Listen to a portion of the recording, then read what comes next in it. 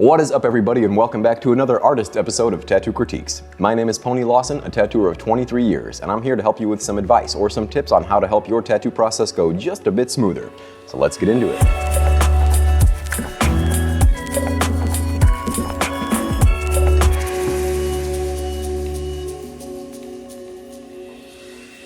Alright, the first artist up is Steve Norman out of Cedar Rapids, Iowa. And Steve, you sent in this nice little teacup with a dagger running through it. My first initial thoughts are, although this is readable, in some areas it does get a bit busy and confusing. I would have liked to see more drop shadows on this tattoo, as I think it would have helped separate all these individual objects, especially underneath that teacup onto the dagger, because that's where a lot of those items meet and there really is no clear separation. Even like the strawberry over here, we're trying to lift that object into the foreground while we're keeping the flower into the background. And since this tattoo is so busy, I would be curious what that teacup looks like with absolutely no shading at all. Getting rid of some of those darker shadows is just going to make this couple a lot more clean, especially around those blue areas. It's also going to give it a nice break from all that other busyness that's happening around the rest of the tattoo. And because of that messy gray shading on there, it really dulled down the blue on the sides, so I'm just going back through and fixing these blues just to see what it would look like. I also would have liked to see some higher contrast in this tattoo. A lot of these tones just feel a bit too muted, and that's okay when it comes to the leaves and the blade of the dagger, but I think you could have added some more bold choices to make those colors really pop. Especially when it comes to those flowers, the light purple is nice, but having that darker purple in there is just going to give this some nice dimension and a nice little splash of color.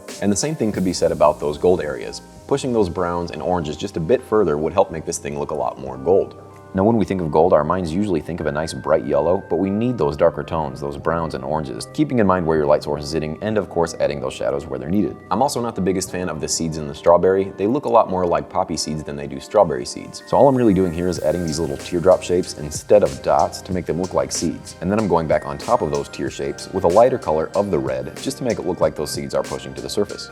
Now, I'm not going to do all the other ones, but you get the idea. But I do like the overall design of this tattoo. However, I do think if you were to implement some of these elements or techniques, it really could have taken this thing to the next level. But thank you so very much, Steve, for sending that in and allowing me to take a peek. Alright, the next tattoo sent in is from Tina Lugo. And Tina, you sent in this cute little bird with some flowers in its mouth. I think this is a sparrow. I'm not sure. I'm no birder. Regardless, I love this tattoo. I think it was executed very well. I think this thing has great contrast and great control. Even something as simple as that branch, I can really tell that you took your time. You used some thicker lines on the outside and some really thin lines on the inside to create some good texture, as well as pushing those solid black tones on the right all the way to those lighter tones on the left. I am also a huge fan of how you executed the belly of that bird. It looks really soft even though you used a stipple technique, and it gives it some great separation from the top feathers of that bird. The flowers aren't overdone, you kept it nice and simple, keeping the attention on the bird itself. If we zoom into his head, the contrast that you managed to capture from his cute little mohawk to that cheek area just really shows some great control. I don't know, I'm just really not finding anything that I hate about it. So, good job there. Thank you so much, Tina, for sending that in, and keep up the good work. Alright, the next tattoos are sent in by Daniel from Denmark.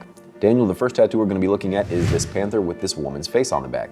And damn, Daniel, this thing is beautiful. I think it's a really cool design and you executed it very well. I do like the areas of purpley gray that you added to the black to help give it some good dimension. And my eyes are immediately drawn to those bright pink flowers, not only for the colors that you chose, but because they also look like eyes, which I think is pretty smart because it draws your eyes around the entire tattoo. You've also got some really nice detail here as well. Like when we look at this panther's teeth. And you know that's something I talk about all the time, is using those multiple line weights to show good variety, depth, and cleanliness. You've got a nice thicker line weight around the main subject of this tattoo, while using those smaller line weights on the finer detail. And that just shows me that you've got the know-how to lay down a mighty fine tattoo.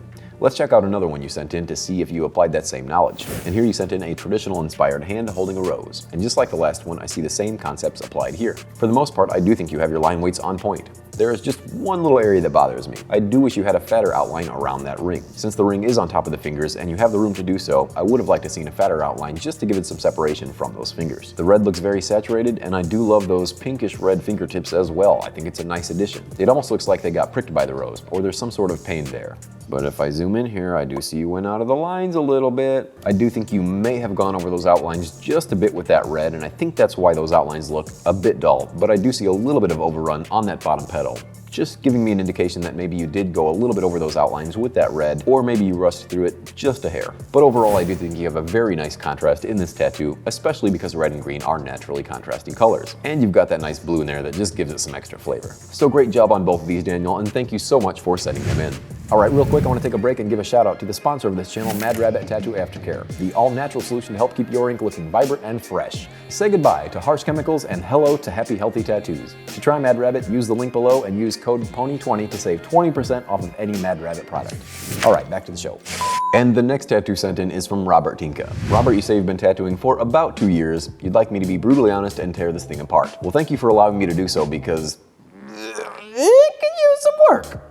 To be honest, it kind of looks like if George Jefferson were in 28 Days Later.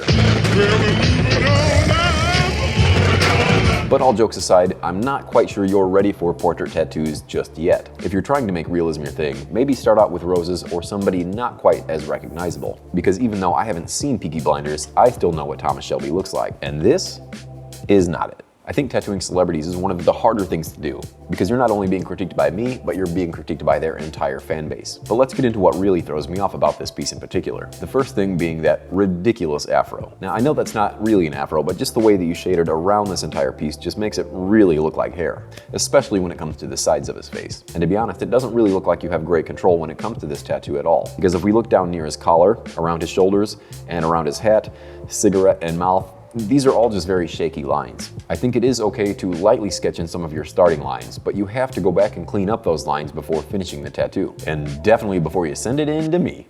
So let me talk about that nose. I'm not sure how you managed to do this, but it looks like the nose is leaning one way, the bottom lips are leaning the other way. I don't know how you managed to skew so many things, but even his chin looks like it's kind of sitting off to one side. This tattoo just really looks all over the place, and it makes me kind of sad. Even when it comes to his eyes are sitting in the shadow of his hat, so you wouldn't really see that catch light in his eyes, or at least not that big or bright. And I think that's honestly what makes him look like a zombie. These problems may even go back to the way that you created your stencil, because you have to trust your stencil 100% when applying a tattoo like this, because you are going to be stretching the skin several different ways, so when you let go of that skin, it's going to snap back and look a lot more natural. But my suggestion to you going forward with realism would be to stop it.